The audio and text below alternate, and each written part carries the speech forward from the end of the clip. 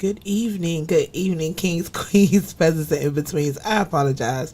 I was a little caught up in that crank from 2016. Oh my gosh, cherish the day. Featuring our guest that's in studio, my boo Kimise Lee. We're definitely happy that you stepped on in right here to No Gray Area. It's your girl, Monique, the voice of the people. And y'all know what happens on Tuesdays. Tuesdays are meant for truth, transparency, and light. So let me write y'all down because y'all know my weeks are a little crazy, right? So this week was super crazy. So Wednesday, Soulful Sounds. Thursday, I think I took Thursday off. I took Thursday off. Yep. Friday, Ant Farm featuring top 5 music. Saturday, Soundproof. Sunday. I went to Project Out. And then Monday, our next project featuring Steve Wood, BJ came through, RB came through, Bear Wade came through. It was a whole situation, guys. We definitely had a good time. Shout out to Santana Malls, who definitely stepped in the building and got to experience the culture up front. We definitely had a great time. So, and Saturday, shout out to the homie Big G. I cannot go on without mentioning this. He dropped his Uptown Hard Mix this Saturday at City State Brewery. Backyard did 2 cranking sets. It was super dope. It was amazing. We definitely had a good time out there Saturday. I dropped her one on Them Damn Fans YouTube channel yesterday at 2. So I'm going to give y'all a heads up. Part 2 drops tomorrow. Midday. Or the Pleasure Wednesdays. Or we crank Wednesdays. Or whatever it is, y'all get it tomorrow, alright? 12 o'clock, second set of Backyard. Definitely a lot of cranking. It was just a weekend for me. I didn't get a lot of footage. I did get that footage. I didn't grab a lot of footage. I also have a short clip that I grabbed from Serious Company when I went to sleep. To crank mostly percussion with Peony and West. So I'll drop that soon too for you guys. Thank y'all so much for liking, subscribing, sharing. Them Damn Fans YouTube channel, for tuning in to all things that we drop. And don't forget, while I'm talking about dropping, the latest and greatest in Mitchcraft attire, y'all. www.crankrock.com or meet us in store. 9244 East Hampton Drive, Capitol Heights, Maryland, Suite 201, baby. We are open Wednesday through Sunday. We open at noon daily. Latest and greatest in Mitchcraft attire, socks, hats. We got the cute compression tights. We got the sports bras for the ladies. Like, it's a whole vibe. So make sure y'all stop through. Make sure you guys stop through and get you something fly to wear here, there, everywhere. And my weekend. All right, here's the weekend. We're going to run it down real quick. So Wednesday was Soulful Sounds. Thursday, I took Thursday off. I needed to rest Thursday because I knew I wasn't going to get another day off. Friday, Ant Farm featuring Top 5. Saturday, Soulful Sounds. But that was after Backyard. We'll get back in the Backyard in a second. Sunday was brunch. I went to brunch at Cloud. And then Monday, RNS Project. So let's rewind. Whoop, we're going to go back. So shout out to Big G. He dropped his Uptown Hard Mix, which is the newest in his line of adult beverages. That's the only way I can word it. Adult beverages, guys. He already has Flavor from the Pocket, which is one of my favorite ales. But the Uptown Hard Mix he dropped this Saturday. 2 cranking sets from Backyard. It was definitely a good time. Food trucks outside, nothing but a great vibe. Shout out to Big G and Backyard for making that a whole situation and event. How do you get the product? City State Brewery. So City State Brewery is in Northeast. I do know that BK Miller also had Flavor from the Pocket at one point in time. I'm not sure. They have Uptown Hard Mix too. Well, you can get them both from BK Miller. Hey, y'all, if you're local, head on over to Clinton. Go to BK Miller. Get you some Uptown Hard Mix, which is the newest, and it's bomb, y'all. If you're not really a drinker, add some lemonade to it to mix it down for you, but it's bomb. His promise is you're going to have a good night if you drink it. So I think you should drink it to have a good night. And then, of course, we're right back here in store. In studio with my boo, Kimise Lee.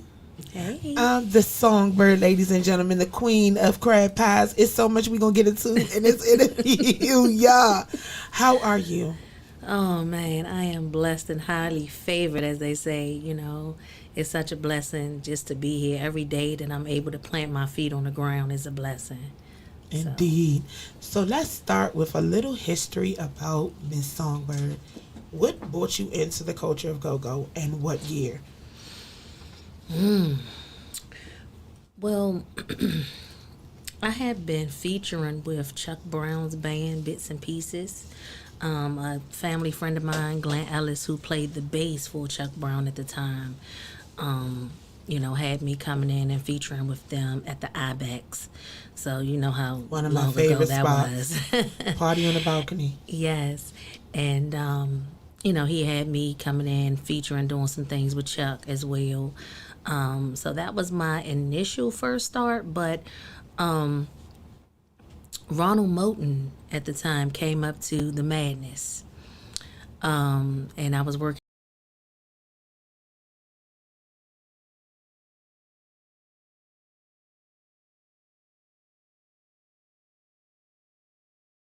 And shout out to Ed Van because he gave me an opportunity, that lasted a lifetime. So I'll always be an uptown girl, madness, kicking it. But, I love Mitchcraft too. I love everybody, all the urban, gear stores around the city. But yeah, Ronald Moulton came up to the store and he said, I'm forming a band called A Touch of Essence. And he Yes. said, I want to know if you're interested. It'll be yourself, Mike Muse on the front line, and we'll build around that. So I was like, yeah, sure. Why not? Singing is my love. That's what I love to do. Took that opportunity. And we had a great run. I think at the time we was going up against Maisha and the Hip Huggers. So we Rest was in giving peace, them a run for their Maisha. money. Yes, rest in peace to my Yes. sister. Much love, always. But we had a few people come through. We had a rapper by the name of Wildflower. We had Stinky Dink. We had Chia Lee. Myself, Mike Muse. So it was a great unit. We had a nice run as well. Then, things kind of, went a little south, and we decided that we were going to keep the band going, but we were going to change the name to First Touch. Okay. So we continued to go on doing shows and stuff, and Mike and myself managed the band. But, dealing with a group of guys, I'm saying, it could be difficult, and being a part of the band and trying to manage a band was a lot, at that time. So I never forget, I got a phone call from Greg McNeils, and he said, so the Thoughts looking for a singer. You think you interested? And at the time, things was just going kind of crazy with the whole First Touch thing. I love my brothers, but, I was like, man, this is, weighing heavy on me. I think this is my way out.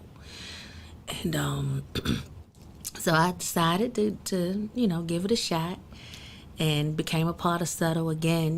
That was like a almost 10 to 12 year run with them.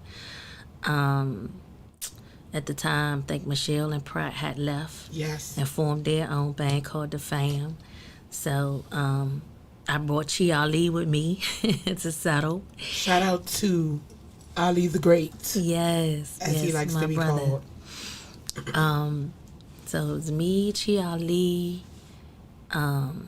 Day Day, Taj Mahal, and we was doing it for a minute, and then I think after a while, once things didn't go so well with the fam, Michelle and Pratt ended up coming back to the band. Okay. So Walk was like, well, at this point, what I'm saying, I ain't letting nobody go. We just gonna rock it out. What I'm saying? With the whole mob. With the whole mob. And from start to finish, though, it was truly a great run. I mean, we had some great times and great venues around the city, like Club U, 94th Aero Squadron, Carter Viz. The Aero Squadron was one of my favorites. Yes. What was it? The steakhouse out there in Safari Steakhouse. Safari Steakhouse. Yep. That was one of my spots too. Yes. So yeah, man, had a great run with Subtle as well, and then one of the most worst things that could have ever happened to me in my life happened. I lost my mom. My mom and I was very, very, very close, and I decided to step down for a while because it was just a lot for me to deal with. I was hurting really, really bad. So I felt like I would be doing a disservice to, the fans, the band, because I wasn't mentally there. I was going through. So you stop and take that break. And what does that break look and feel like for Kimise Lee? Not the Songbird, but Kimise Lee. How does that look and feel for you? It was a tough time. I had to take time to grieve. I had to take time to understand, what had taken place because, like I said, my mom and I were very close.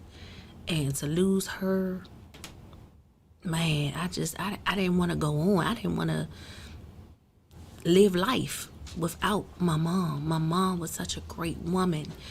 And, I possess a lot of her, period. Her looks, her traits, her personality, everything.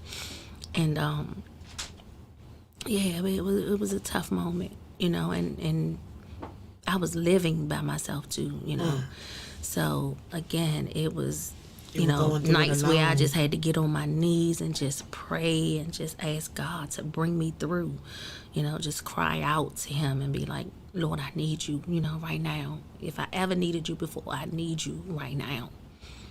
And taking that time, to really, really heal.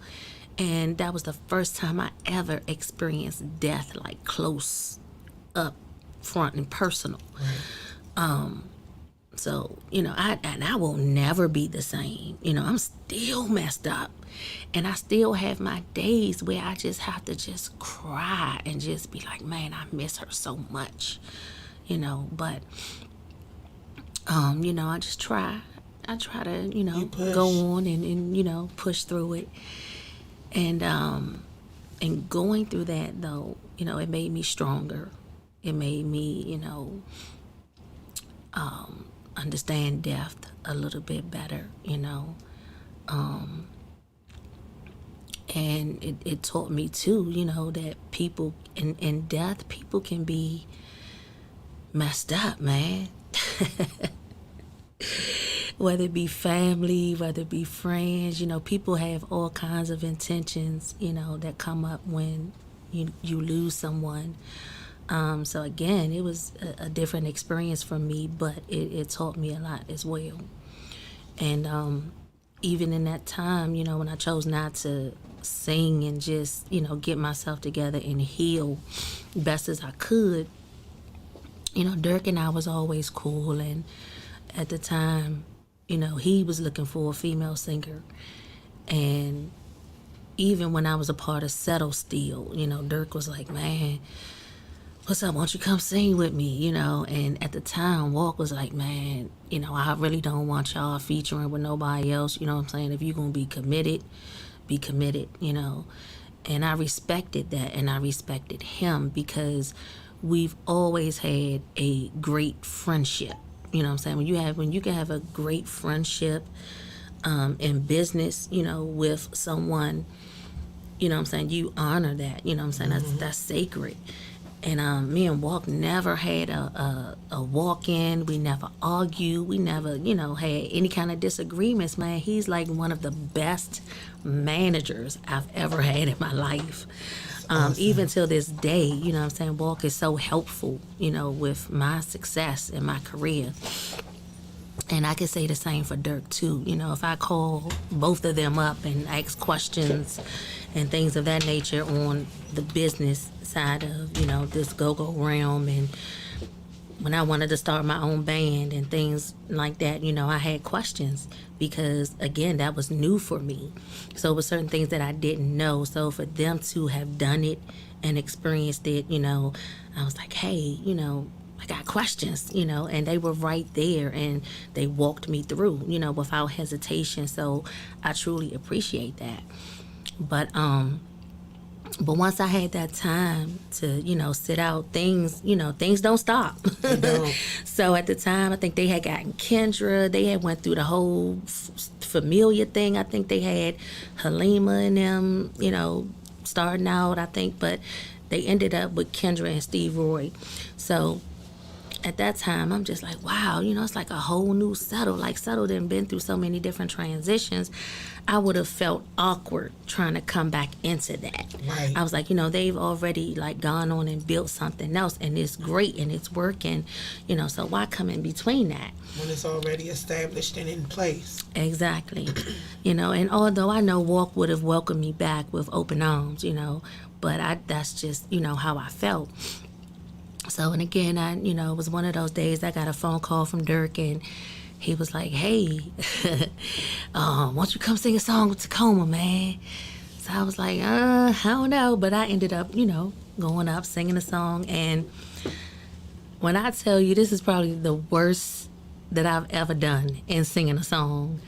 And it was a simple song at that, Is It The Way by Jill Scott.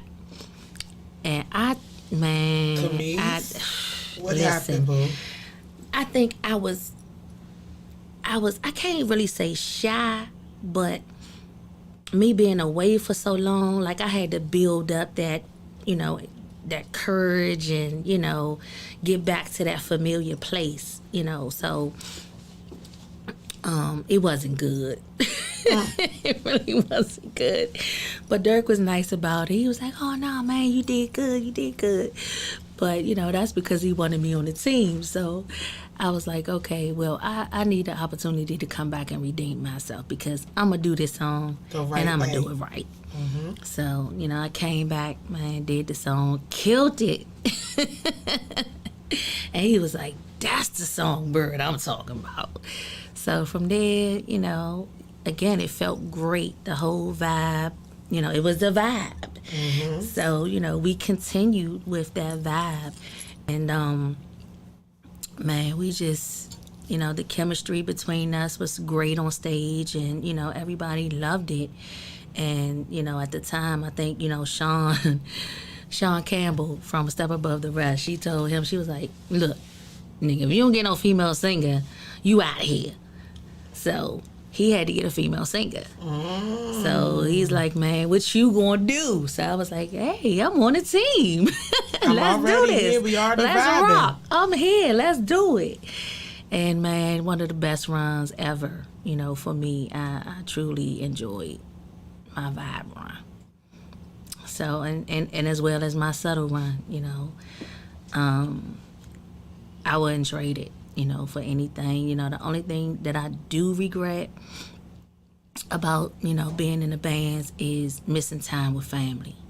Because all the cookouts and all the family gatherings and get-togethers, everybody's like, where's Camise? New Year's Eve, oh, she's singing. She's singing with the band. Yes. She on stage, girl. She's singing with the band. But she left her potato salad, but she on stage. Right. But yeah, so that's the only thing, because life is short, and I've lost a lot of loved ones that I wish I would have had the opportunity to spend more time with. But, so from vibe to now, I'm gonna say, man, all good things come to an end, And Dirk and I, we had our differences. That's my brother, though. I love him to death. But, I decided that I wanted to do my own thing. And God dropped in my spirit to do an all-female band. So I was like, man, that's going to be tough. How am I going to do that? A lot of people say females are not easy to work with, which I disagree. It just depends on who you work with. And how you work with them. Exactly. Mm-hmm. That's very important. Mm-hmm. Very important because, I said to myself, I want to be able to treat people how I would want to be treated. Yes. And with Inspired Soul, how it came about, my cousin Shannon. I called her up that plays love drums for Belladonna. I said, Shannon, man, God dropped this in my spirit. I really want to do this. I want to form this all-female band, but I don't know a lot of female musicians.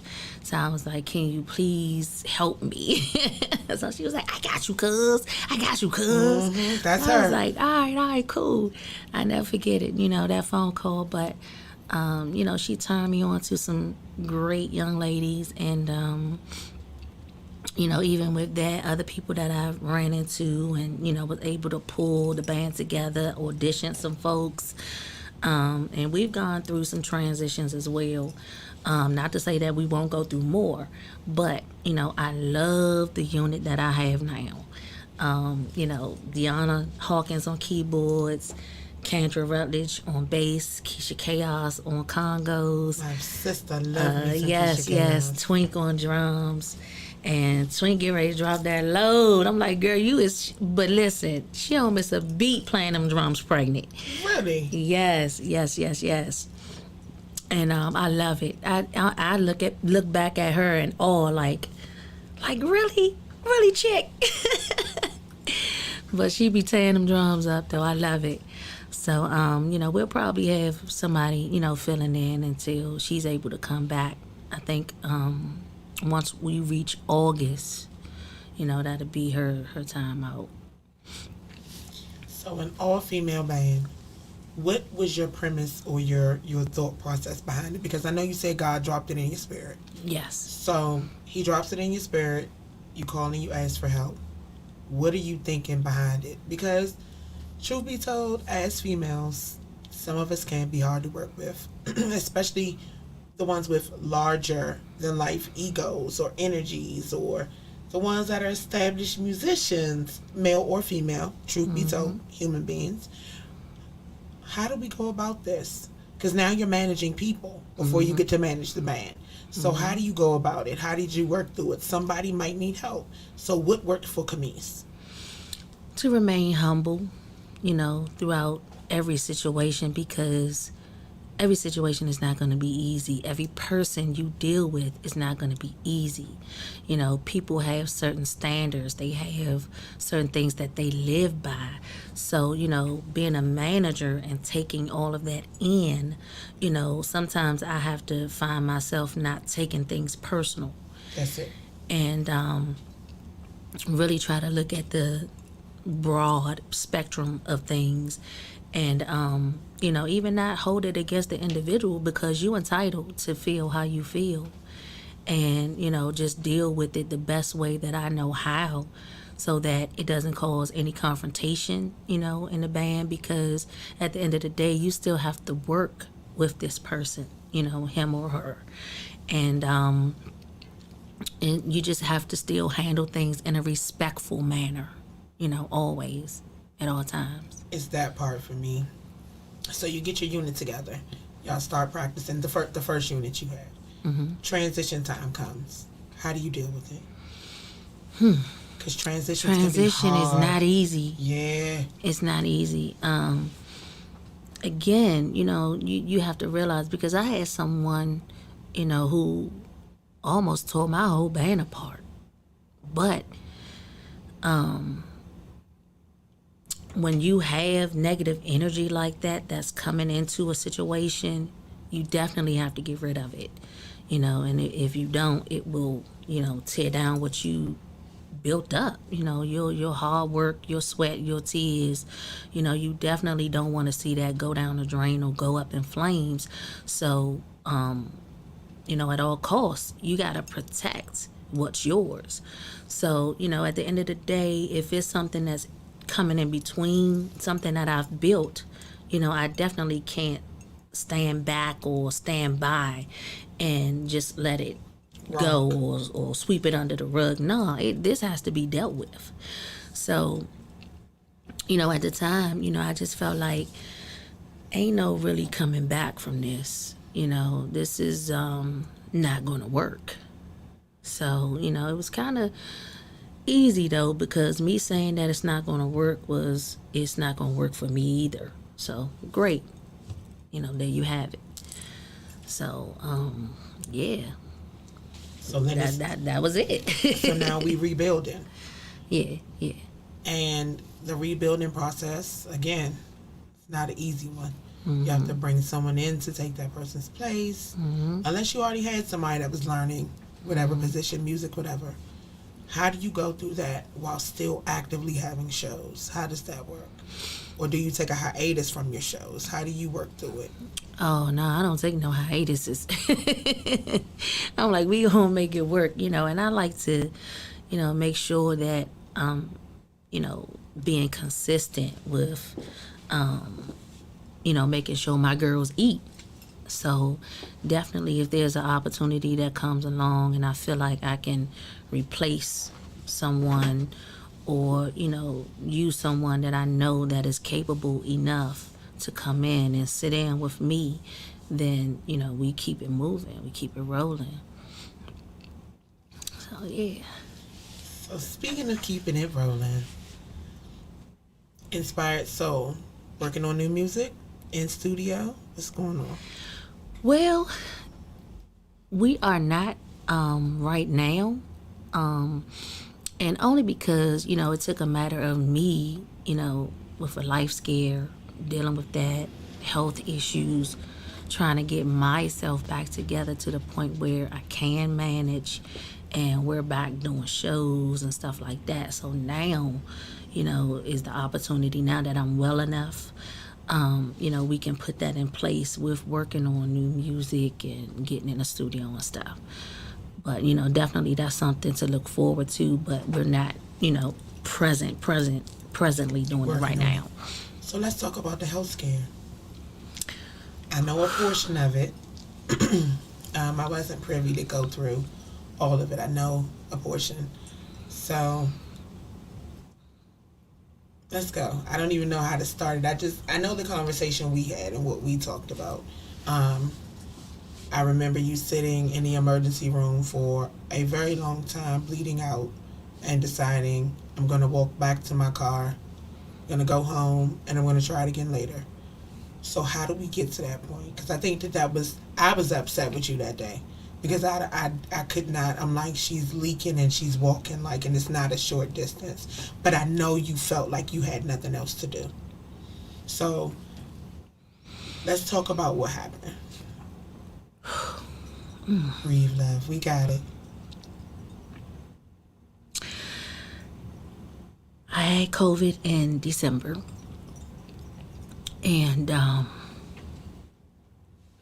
I developed a cough that was so bad. I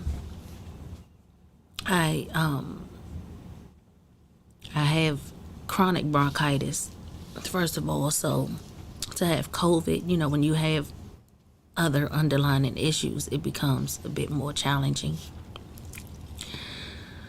So I developed this cough that I could not get rid of no matter what I did, no matter what I took. I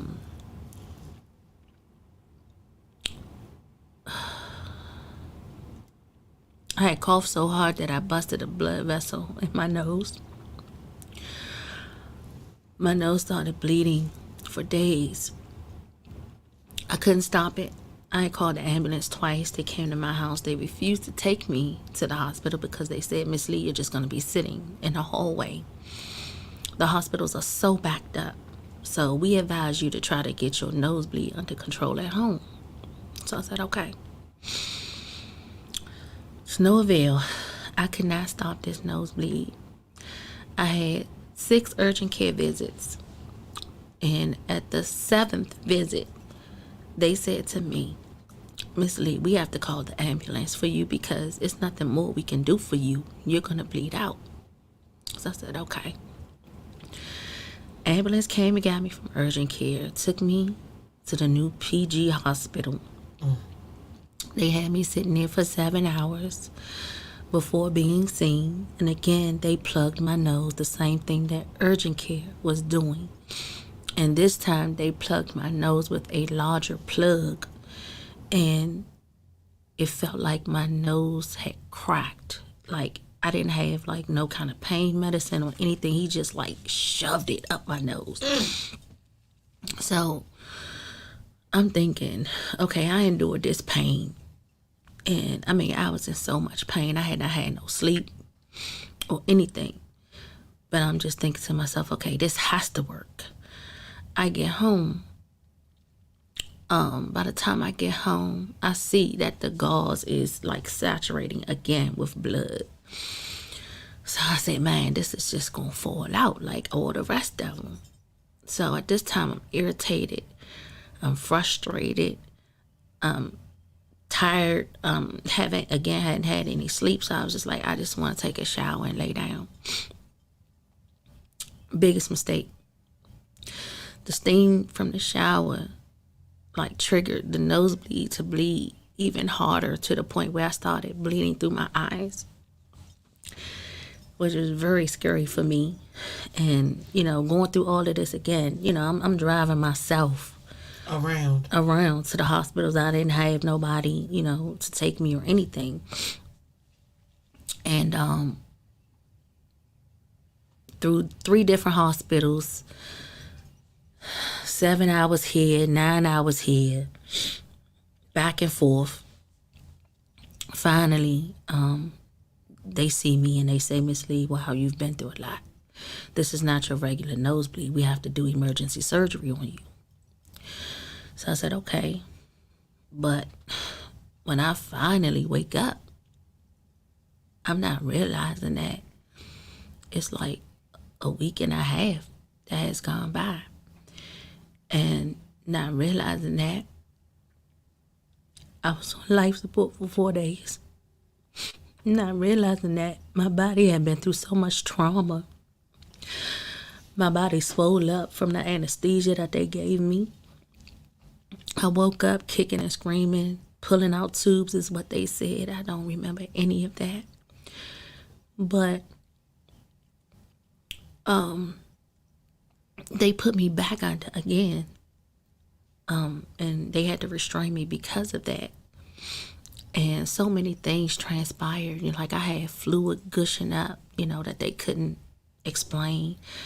I had a cloud on my lungs that they couldn't explain. It was just so much that was going on. My pressure was through the roof, 200 over 100 and something. They couldn't get it under control. They were scared I was going to have a stroke.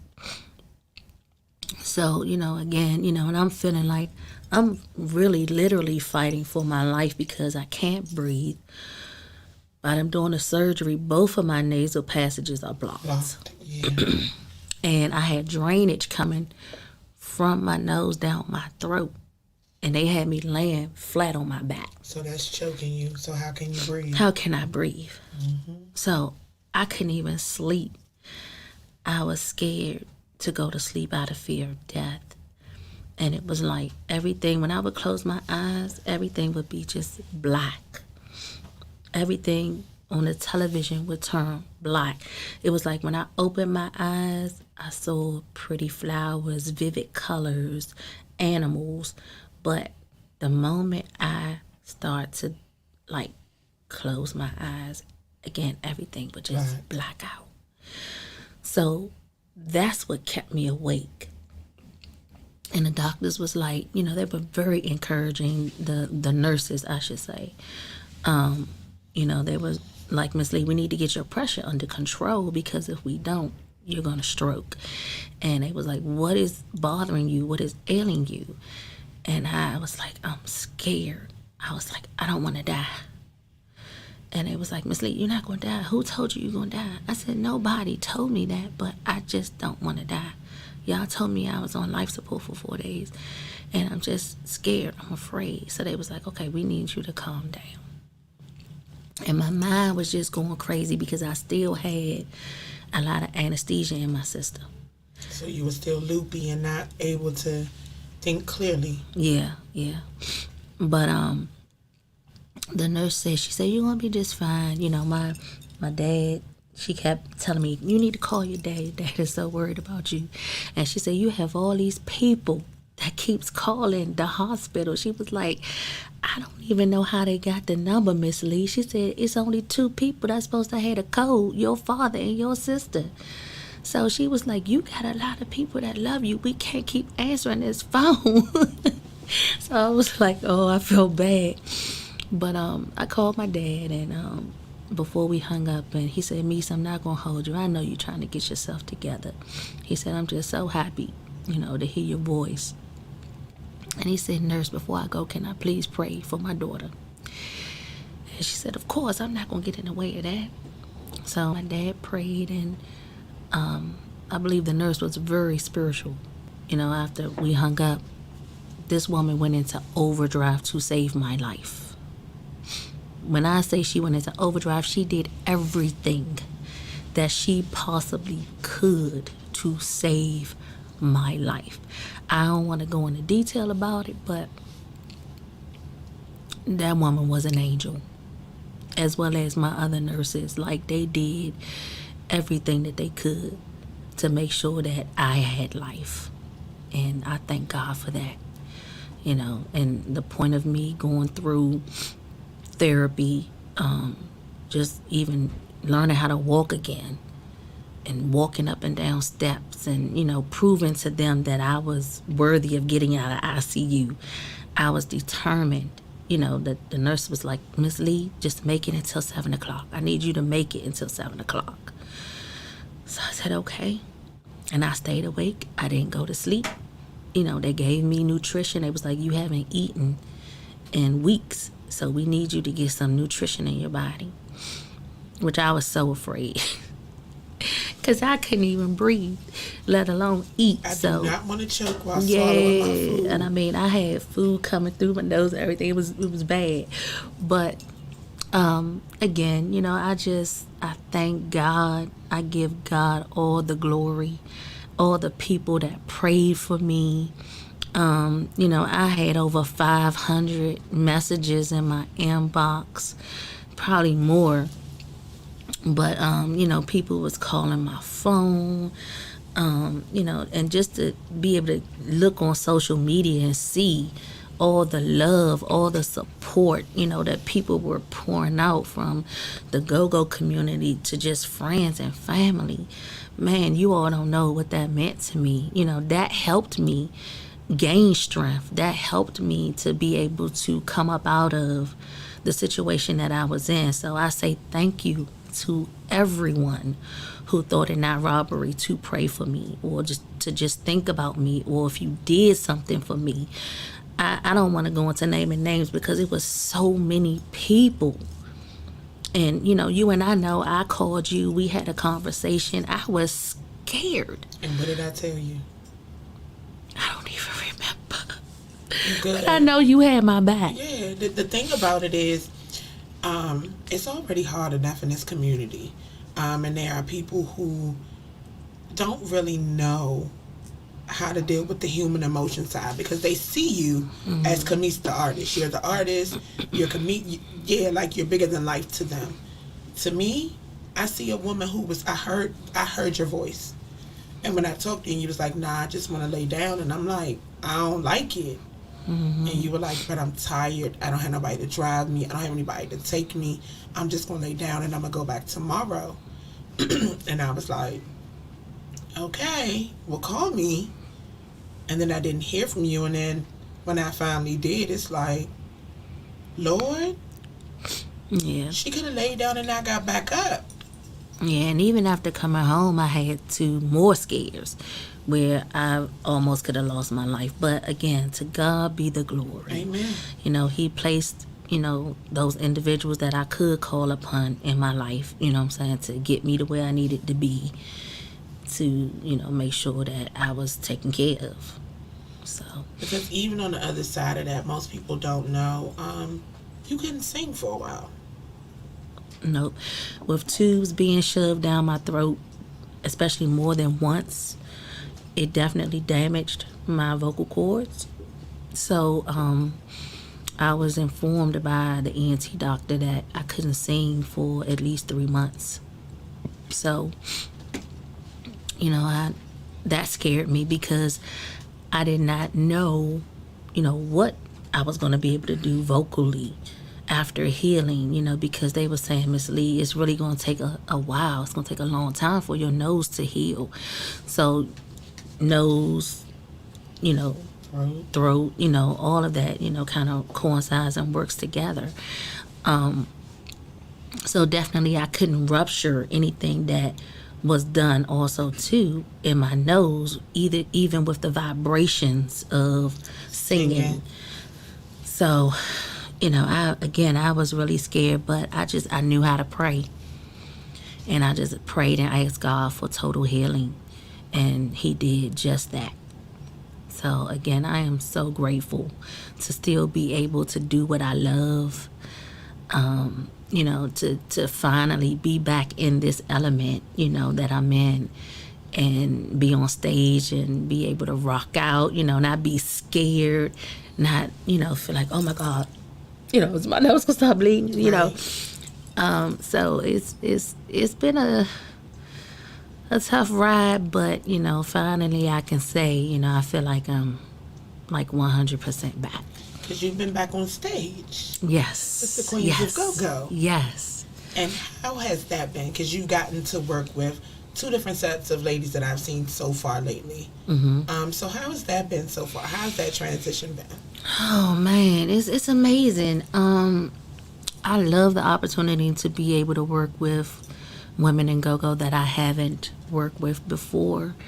But again, in doing so, there are different personalities and, different things, that you deal with different, females in go-go. And again, I just, have to deal with things the best way that I can when problems arise, because, I do understand that everything is not always going to be peaches and cream. You're going to have issues. You're going to have a problem here or there.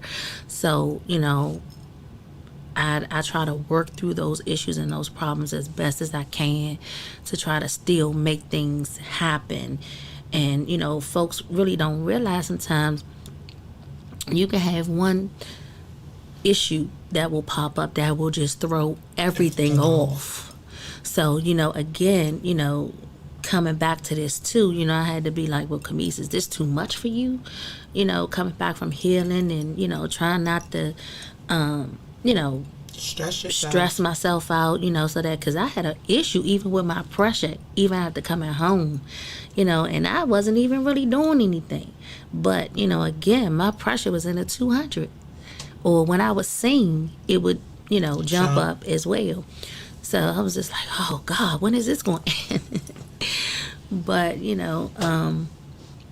I just try to, stay calm in any given situation and handle things the best way that I can, and it's about, networking a lot really, and getting on the phone, talking to this person, that person, making sure that things go smoothly. And if someone backs out, if someone can't do it, for whatever reason, bam, you got to get on the horn and, find a replacement or the next person.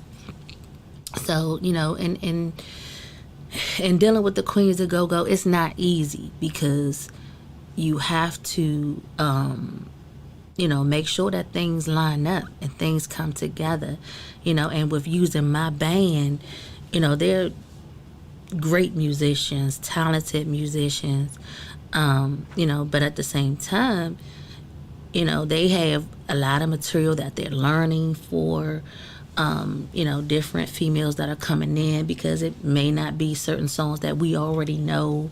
So they have to take that time, to learn new material. And then sometimes they will do that, and then the person don't show up. So, all I will say, I will say to the women in go-go, that, wouldn't mind being a part of the Queens of Go-Go, and, just coming together and doing shows with the Queens of Go-Go, to just kind of make sure, that you have your priorities in order, as a woman, as an artist, it means a lot, and I know we all go through things, but, at the same time, you have to make sure that you got your priorities together, because it's not just you, it's a group of women, a group of individuals that are trying to make sure that we on top of things for you, You know, especially if it's a performance and you're a part of it. So basically, it becomes a waste of time. Yeah. Creative efforts Money. and all of those things. Yeah, Rehearsal cause rehearsal time, all it of those costs. things cost money. Yeah. And then also, it costs you time away from your family that you wasted because this person is not showing up. And they're Absolutely. just not communicating properly, which I think is bad business etiquette. Because everyone has to be on the same page, especially when it's a performance that is being promoted and your face is on the flyer. Yeah. And you know, it's already a crazy stigma, like we spoke about, around women in this culture. Let's get into it. I talked to you during COVID, prior to you getting sick, and you were saying, I need help because I don't feel like it's enough unity in this culture. Especially from the women. Because you feel like we're so few and far in between that we're scattered, and the misconception that all women are catty is really playing out into real life. So we're now in a situation where unity is needed. So you were like, I'm going to do a brunch. And I was like, well, how do we go about doing it? Yeah. Like, how do we start? Do we invest in a space and get food only for people not to show up, like you were just saying with the Queens of Go-Go? Right. Or do we do it a way where maybe we start out virtual, do a couple Zoom meetings, see if we can get together, meet for a drink or two, and then go from there? Tell me why you feel like the unity is needed now. I'm going to say now more so than ever. You know, there's a lot of folks that feel like, you know, it's competition between the women in go-go. Me, myself, I never look at what I do as competition, because everybody has their own talent. You know, I can't be you, you can't be me. You know, I know Belladonna is another all-female band out here. You know, it's all love. I've sat in with Belladonna several times. And much love to the women of Belladonna. And their style, you know, of playing is very different from Inspired Soul's style of playing. You know, we both play go-go, but, you know, I think, you know, the dynamics of things and the different musicians, you get different sounds, you get different vibes. So, you know, again, I would never look at it as competition. You know, I love these women. I look up to, you know, a lot of the women in go-go, period. And it seems like when we try to come together, or even shows, you know, we've tried to come together with Belladonna and do, like, it will never happen, or it never, you know, forms for whatever reasons. But, you know, I'm like, why we can't? You know, we all women in go-go, why we can't come together and rock out, you know, after one another? And I don't care nothing about no clout. I don't care nothing about who been doing it the longest. I don't care nothing about who think who better than who. If we gotta go first, hey, I don't care. I don't care nothing about that. That means nothing to me. And it should just be about love. Love should conquer. Love should overtake everything. You know what I mean? And it should never be about competition, because it's enough out here for everybody. Like, you know, like I said when I came in here, I can't keep up with all the bands that's out here, and it's a lot of great bands, a lot of new great bands out here. And I think everybody kind of gets their chance or their opportunity to shine, you know, however you do. And with the women in go-go, you know, if you really truly feel like you have love for all the women in go-go, and especially after all we've been through with this whole pandemic, with us not being able to perform, not even knowing when we can get back to doing what we love, you know what I'm saying, and support our family, support us, you know, I think it's very important that we come together. You know what I'm saying? And although we have ladies out there that's been doing it, you know, for a long time, you know, I say never feel like you're too good or you're too great to be a part of something because you've been doing it for a long time. And even me, myself, you know what I'm saying? I can say that I'm a vet in this too, but I will never think I'm too good, you know, because there's always someone out there greater. Listen. There's always someone out there God made greater. you. He made one you, but he made somebody else Hey, that may listen. be more talented. Yes. Or may be better with something that you And much do as love well. and respect, you know, to those women that are just out here doing it. You know what I'm saying? That's what we need more of. We need to support one another and love on one another, you know what I'm saying, as women. Build each other up, lift each other up. So definitely that's what I would like to do, bring more unity among us, you know what I'm saying, and not the snobbiness or I think I'm better than you or I don't want to be a part of this because of, you know, your little reservations or whatever. You know what I'm saying? Let's come together, you know, as women in go-go. Let's network. Let's encourage one another. Let's support one another. Let's come together when we can and do shows together.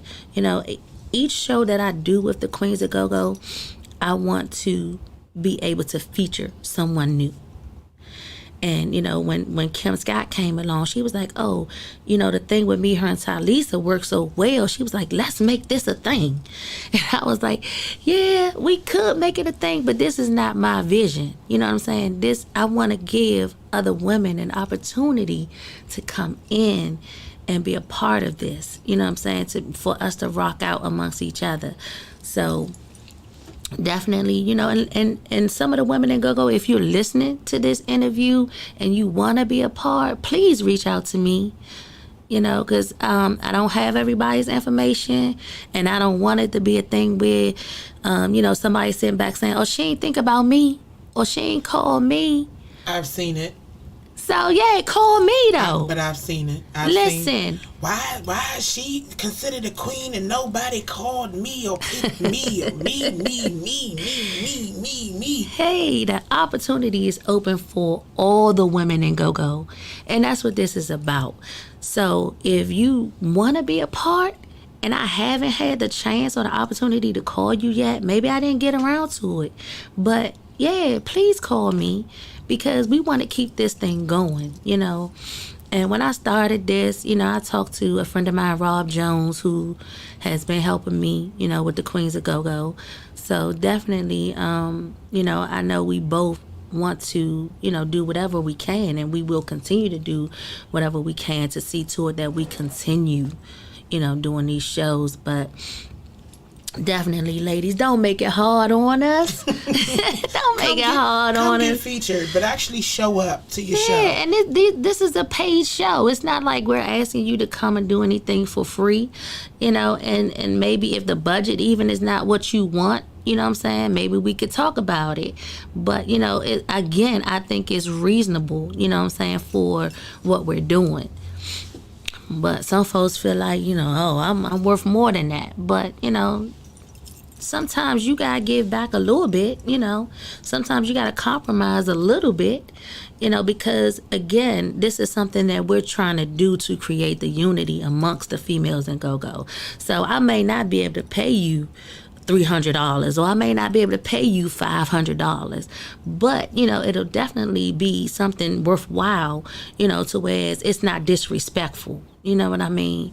So yeah, ladies, if y'all listening, please, you know, don't be afraid. Is it okay to say my number on here? Yes. Please reach out to me. You say go ahead. Don't do it, Montu. Don't do it. You say go ahead. Okay. Please call me 240-832-6750. Because basically this opportunity is an opportunity to feature with someone other than your band and to be able to get showcased on your songs. Like, your signature song, a song that you love to do, a song that you may not necessarily get to do with your band that often, but you get to crank it with a whole nother band with a whole new ear, with a whole different style. Yeah. So I feel like that's a dope opportunity, and I think it's pretty awesome that you guys are actually stepping up to do that, because it's a lot of people that will be like, It's not easy. Trust me. It is not an easy job. But, you know, again, when God leads you to do something, you do it, you know.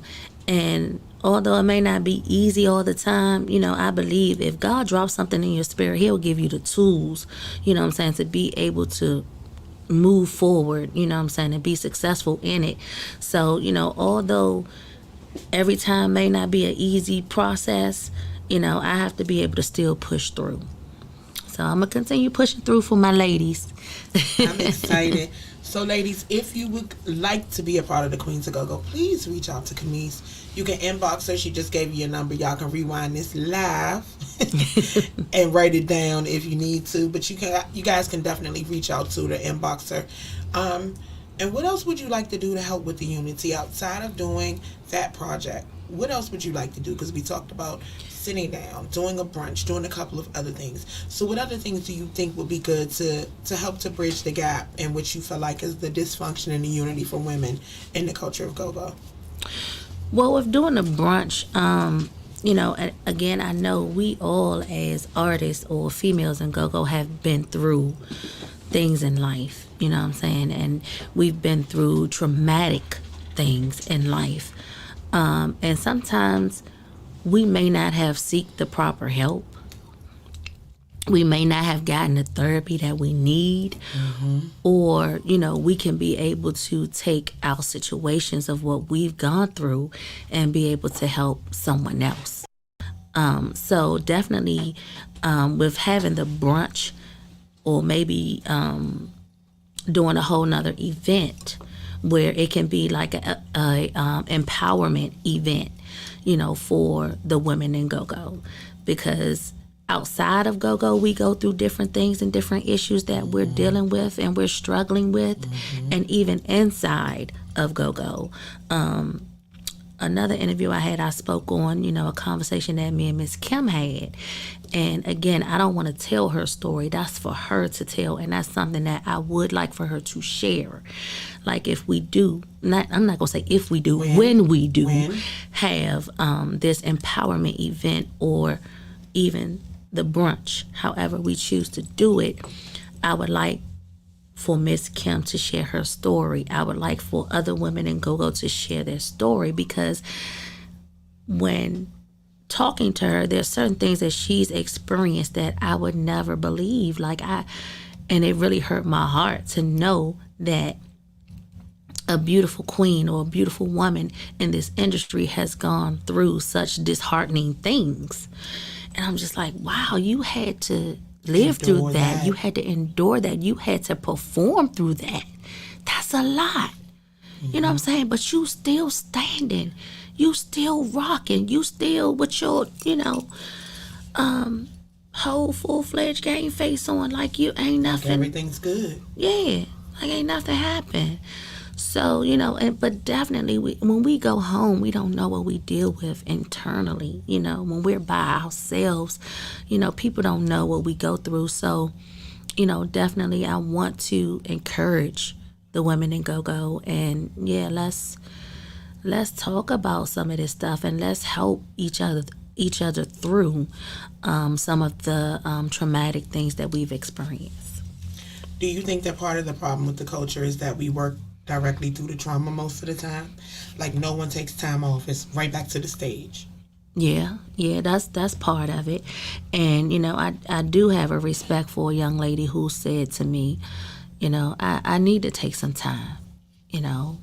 I need to work on me, you know. I need to seek the professional help, you know, because if I don't, I can't, you know, go on, or I can't perform and do what I love. And when it gets to the point where it's interfering with your life, you definitely have to take that space and that time, you know what I'm saying, to love on you and to heal and to get through what you need to get through so that you can be able to move forward.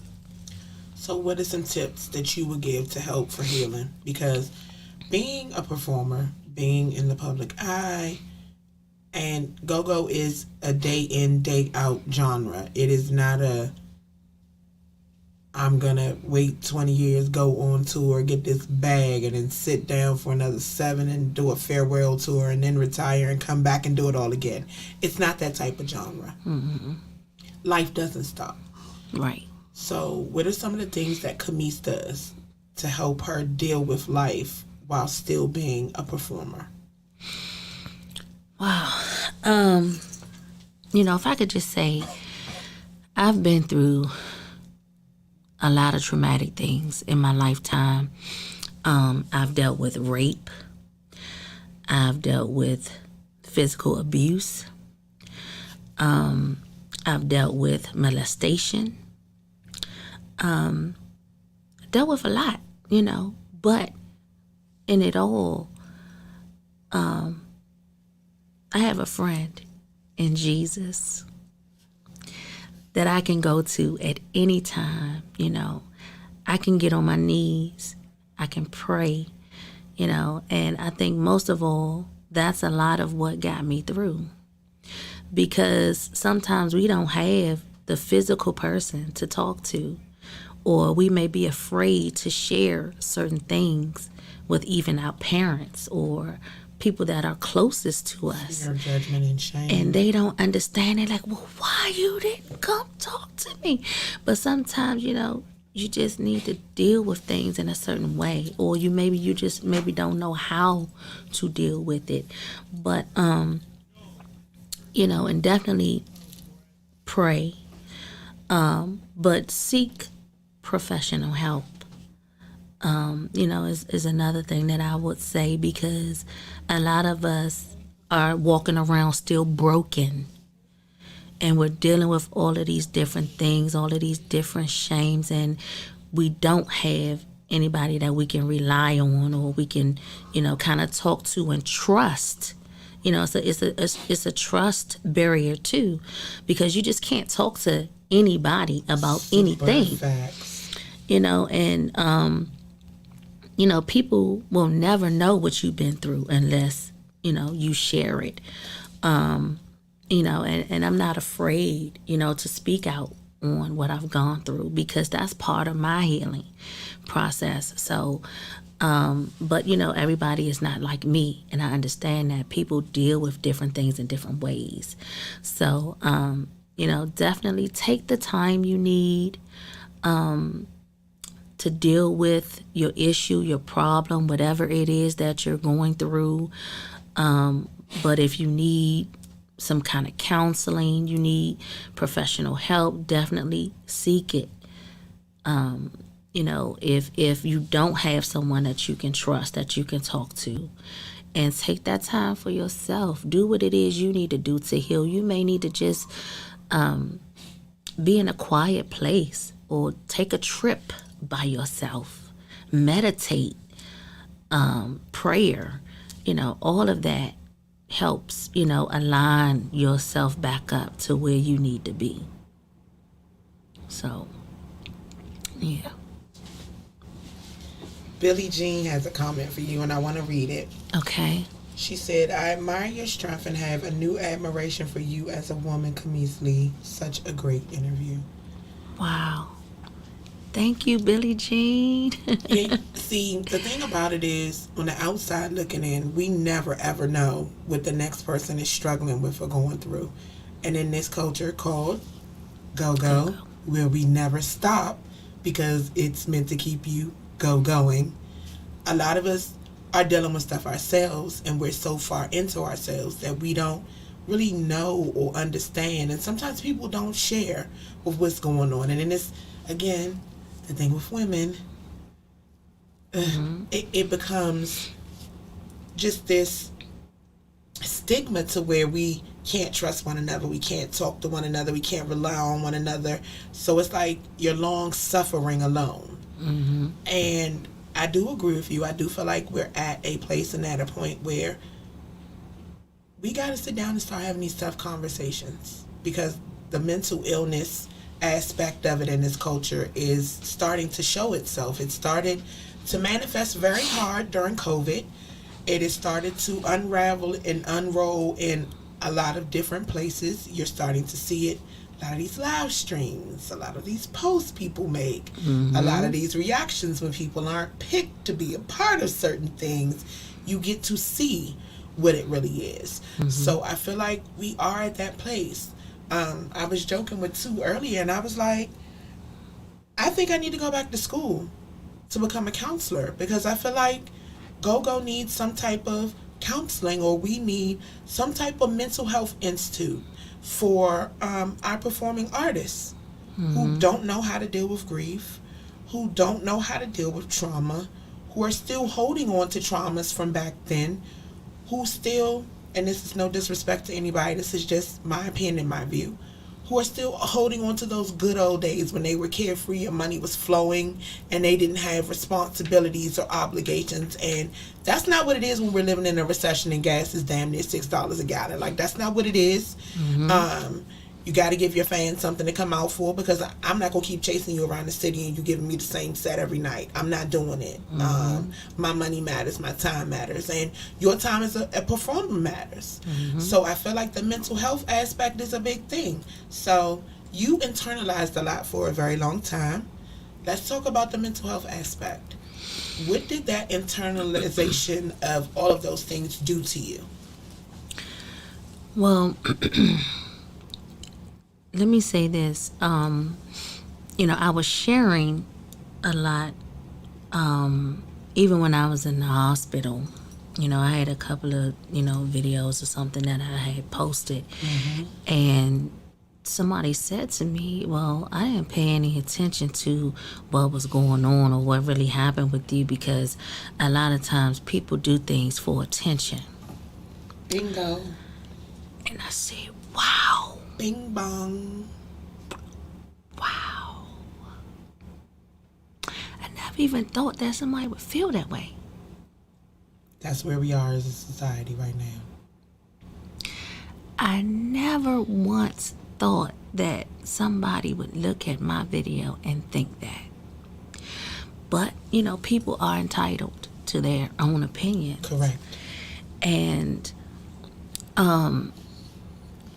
going through things, like even at the time, I was still kind of a bit disoriented when I did do, a few things, but I was still trying to just gather myself and really realize like what I was going through.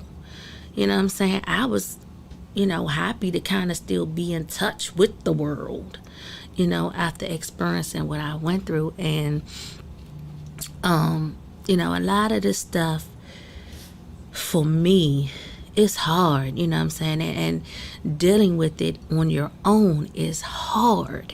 So you get to a place where, you start eating out of emotion, certain things with your health could take a turn just out of emotion and what you're going through. And as we had a conversation earlier with me being on prednisone, prednisone can cause you to gain so much weight. And let me tell you, I worked so hard after having weight loss surgery, after working out every day, to come down and to lose weight and get to where I wanted to be. I worked hard. But going through this pandemic, dealing with different issues, dealing with a lot of hurt,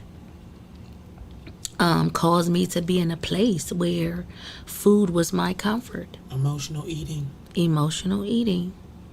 Along with the weight gain from the prednisone. I told you. That didn't help at all. 60 pounds in 3 months, baby. So, listen. Easy, though. I don't even want to talk about pounds, but, easy. But it happened so easy. It did. And you didn't even, like, you were taking your medication, you start feeling better, and then your snack cabinet gets bigger. Yes, and then the snacks with you everywhere you go. And ultimately, you want to be happy with Yes. you inside and out, because if you're not, you know what I'm saying, you don't feel like you're good enough for Correct. anyone else.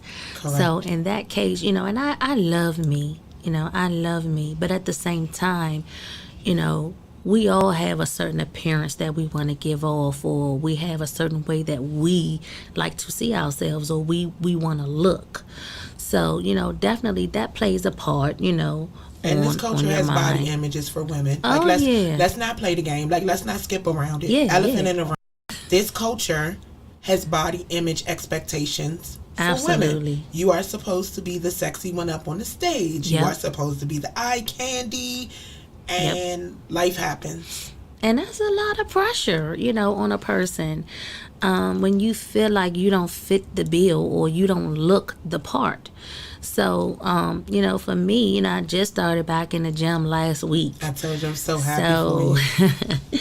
it feels good. It feels great. So I'm just, you know, I'm gonna just keep going at it, you know, and keep trying to better myself, you know, in every aspect of life, you know, and especially after what I've gone through, you know, like I said, each day is a blessing that I can just wake up and open my eyes and plant my feet on the ground. So, which is another day that I have opportunities, another day that I have to accomplish my goals, another day that I have to, you know, see to it that my dreams come true.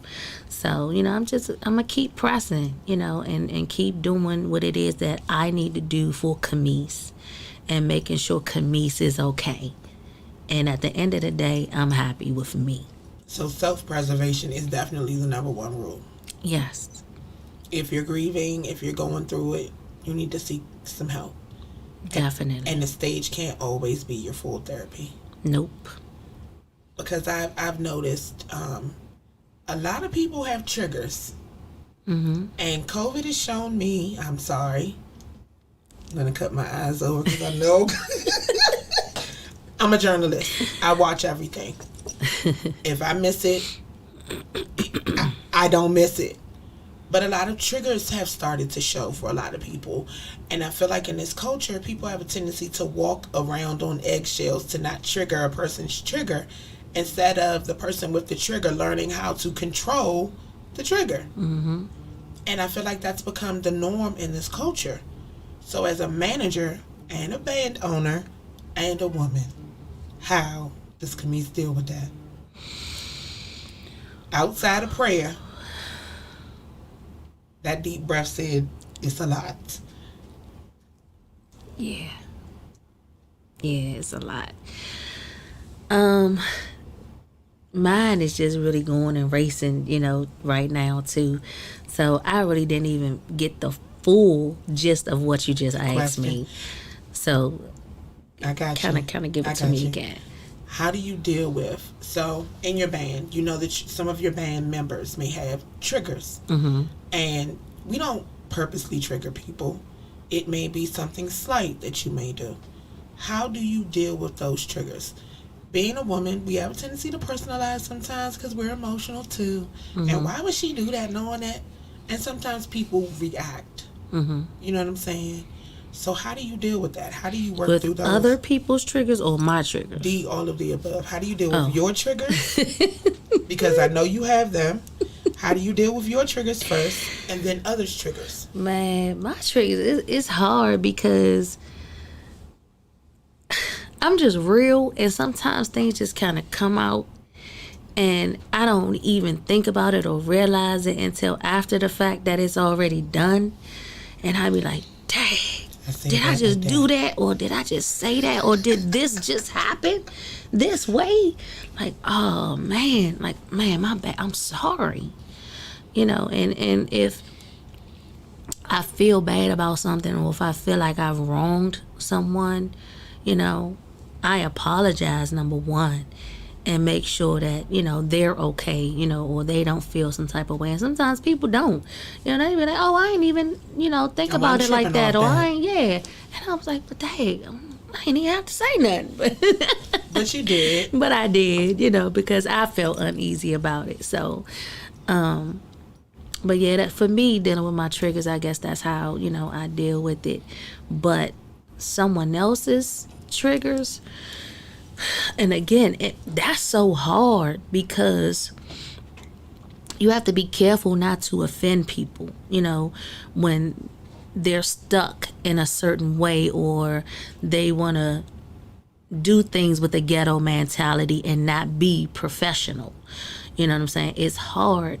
And again, if these are individuals that you're working with on a daily basis, you have to,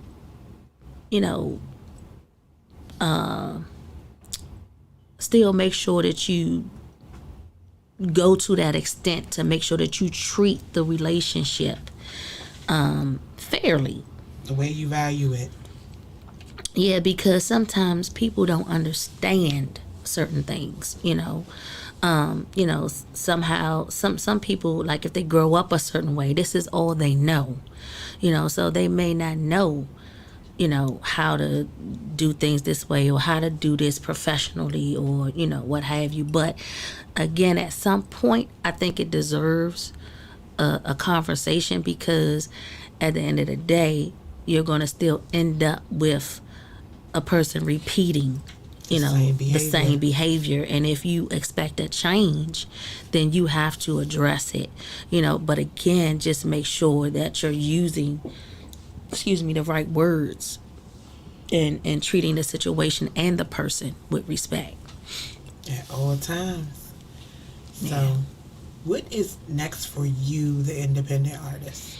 Not Inspired Soul, Kimise Lee. I've been thinking about that because, I'm just kind of been pulled in, different directions and, helping this person. I've been featuring with Air Raid 2.0. I have my own band, Inspired Soul. I still get the vibe features. So it's a lot, and then to hold down a regular job, and I have a nephew that, I'm caring for that stays with me, weekly. He's so adorable.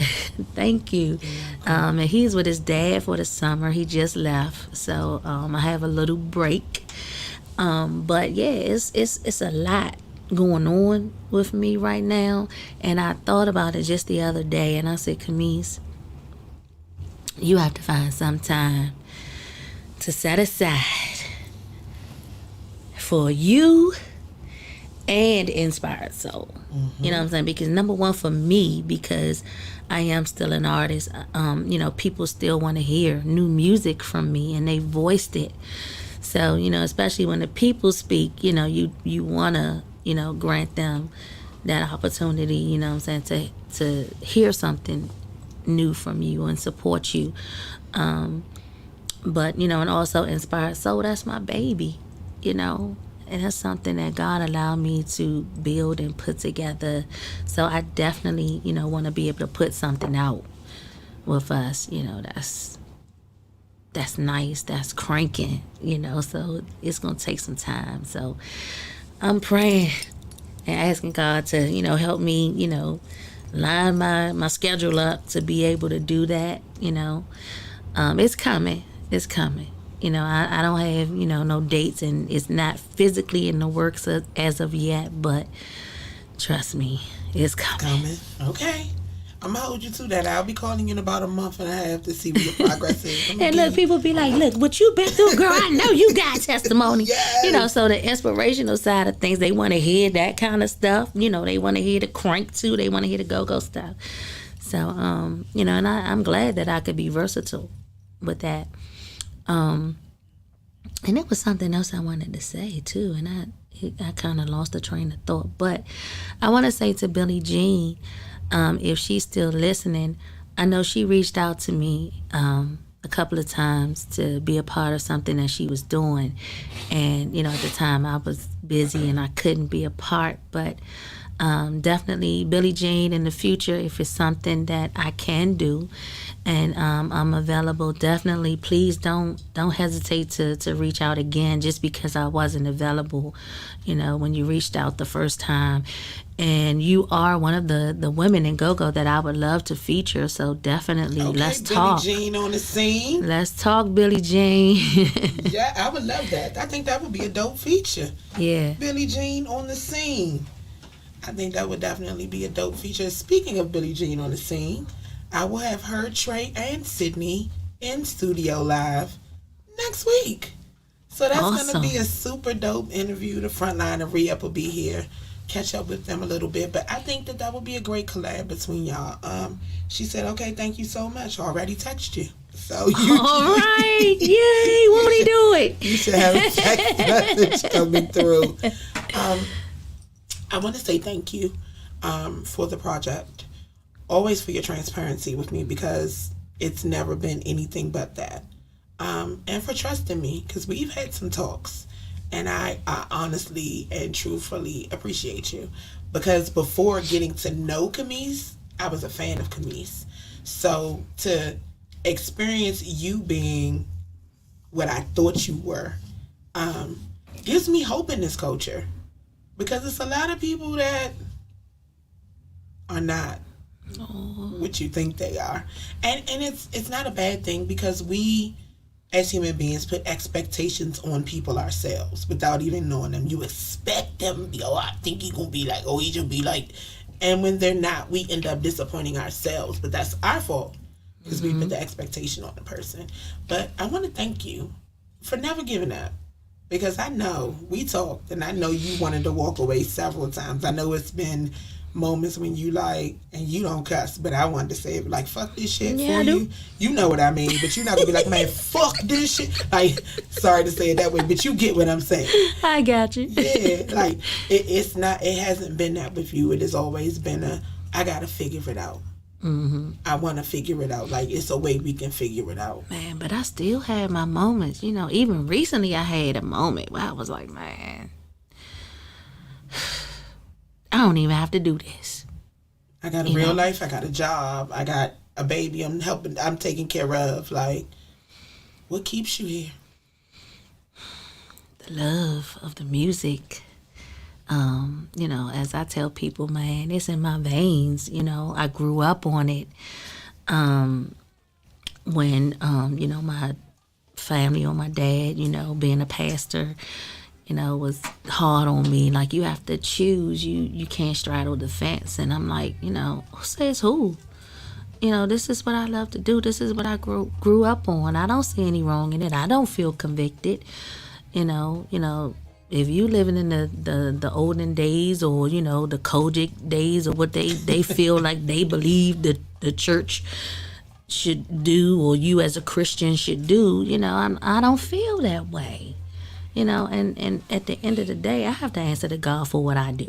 Period. And if I don't feel convicted, and if God is not telling me what I'm doing is wrong, then no, I'm not gonna stop doing it, because ultimately I was trying to please other people when I left, go to do gospel or to do an inspirational project, because, I felt like that's what I had to do, because that's what my father wanted as a pastor, or that's what, the pressure of the church was putting on me.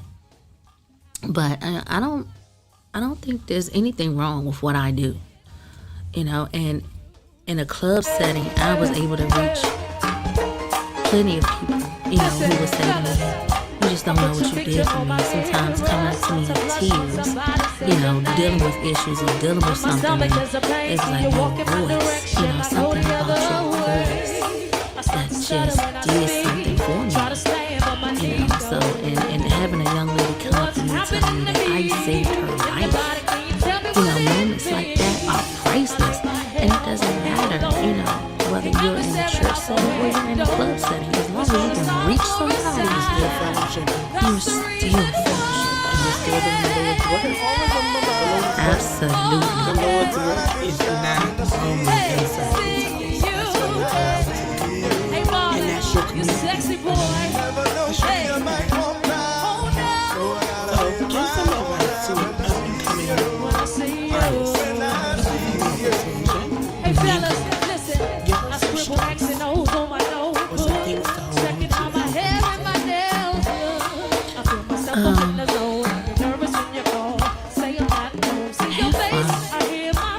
stage, have fun with what God has blessed you with. Don't let anybody come in between your money, your hustle,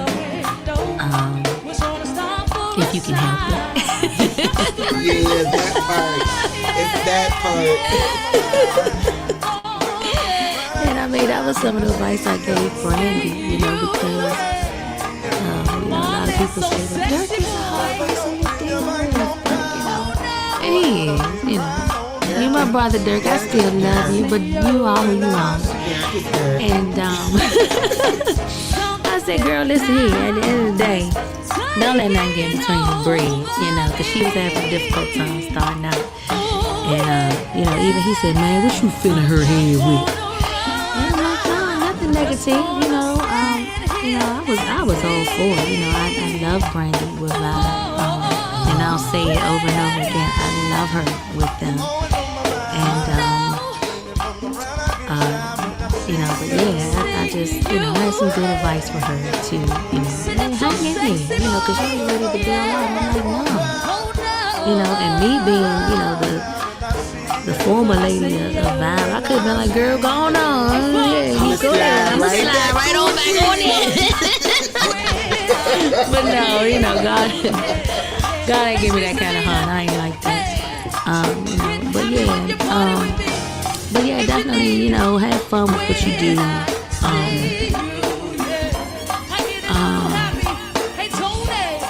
When it gets tough and it gets rough, try your best to just work your way through it. Especially if this is something that you love to do and this is what you see yourself doing. Because a lot of people could feel like they get locked into,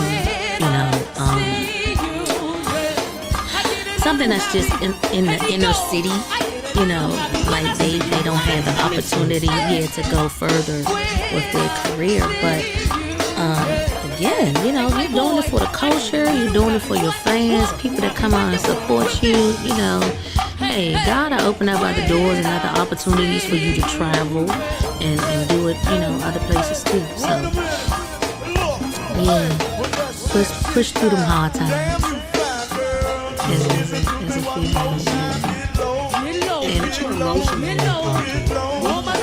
female, act, respond.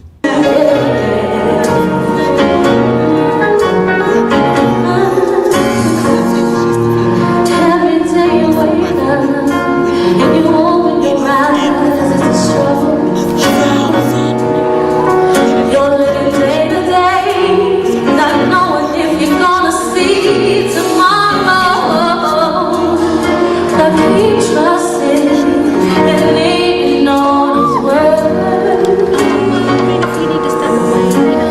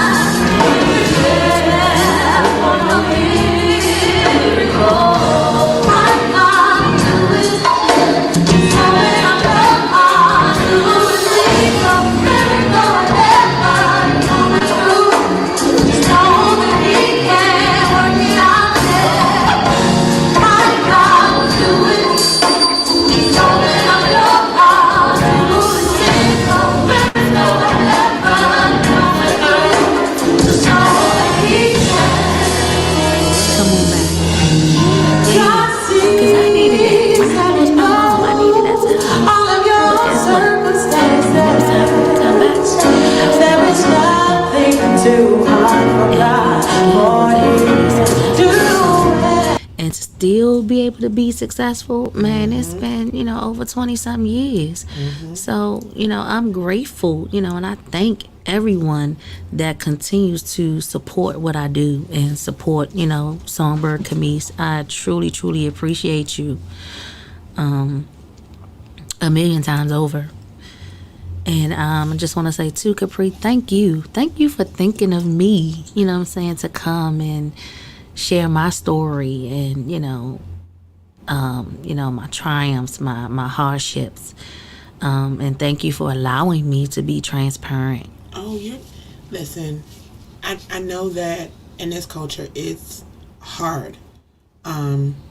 People look at you and view you a certain way, and then some people feel like you're being a crybaby and women are too emotional.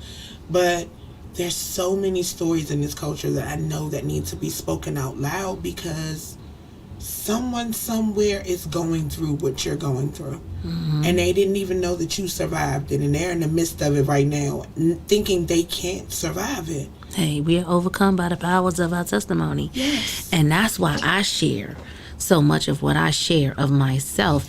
It's not me seeking attention, it's me trying to help someone else. If I can help someone else through a similar situation that I'm going through, or they may not even see a way out, but just hearing my testimony may help them. So I will never stop sharing my testimony for no one. Out loud. Without fear. With pride. Yes. And sharing it proudly. Yes. Because you are not the sum of the things that you've been through. That's right. You are what has overcome them. Those things don't define you. Yep. And I want to tell you, thank you. I'm so proud of you. Oh, I'm so thank proud you. of you. Because I know coming in here can be, it seems cool till you sit down and it's like, what the hell is she going to ask me? Because I just told her she could ask me anything. What is she going to ask me? Right.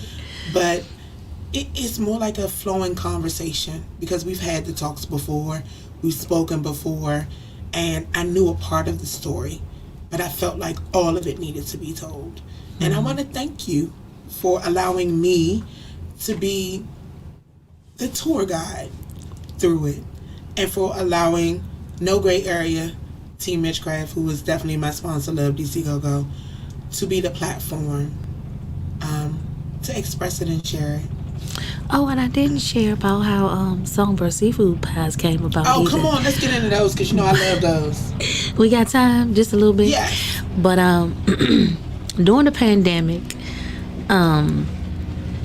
a friend of mine made a crab pie, and I was like, oh, I want to make one of those. But again, I never had the recipe, or didn't know how to make one. So Bobby Westmoreland, Hey Bobby, she posted one day that she made a crab pie, and someone in the comment section asked her for the recipe, and she also shared the recipe, because I was trying to get this recipe from my good girlfriend who didn't want to give up her recipe. So I was like, all right. So when I saw Bobby's recipe, I was like, ooh, okay, I'm gonna try this thing.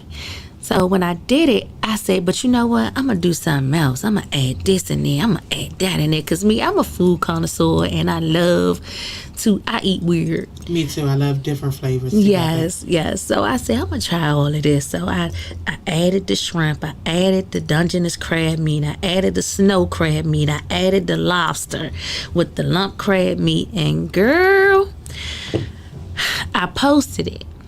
And just posting it is just for me, saying, like, I did this. Not as to say, do you want to order? Where do I send my money? But listen, when I posted that thing on Facebook, people was like, wait, what's that? Like, how can I get that? Can I order? Where you get that from? I want to order one. And I was like, wait a minute, what's happening? What's going on here?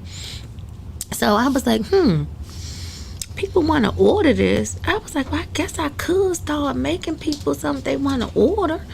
So it started out me doing one here, one there, one here, one there. So I started posting more, and people kept saying, "Oh, that look good. What's in it?" And how can I order? How can I place my order? So, and it just kind of just blew up. Yeah, I was blessed to work a couple pop-ups with you, and I saw how it went. Man, and I was asking God because financially I was hurting, and I was like, Lord, what am I going to do? I can't perform. I can't, make up that extra money that I need. Like, what am I going to do? Like, Lord, I need you to open up another door of opportunity.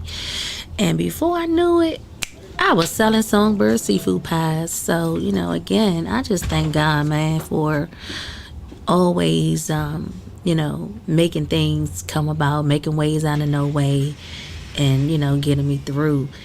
And from there, even right now, today, I'm still making Songbird seafood pies. I ain't made no egg rolls in a minute, but them Songbird seafood pies, man, people want them. Moving. And people are like, when I got sick, I was like, please let me know when you back making pies. You back in the kitchen yet? That's I'm horrible. like, what? Let me rest, please. What? But yeah, man, I've been back and, been making them. So again, I'm just grateful. I'm grateful. So give them your contact information. I want people to be able to follow you on social media, to reach out to you. If they want food, if they want music, if they want to be a part of the Queens of Go-Go, how can they find Kimise Lee? Well, listen, I am on all of your social media platforms. I am on Twitter at Songbird Kimise. I am on IG at Queen Songbird Kimise.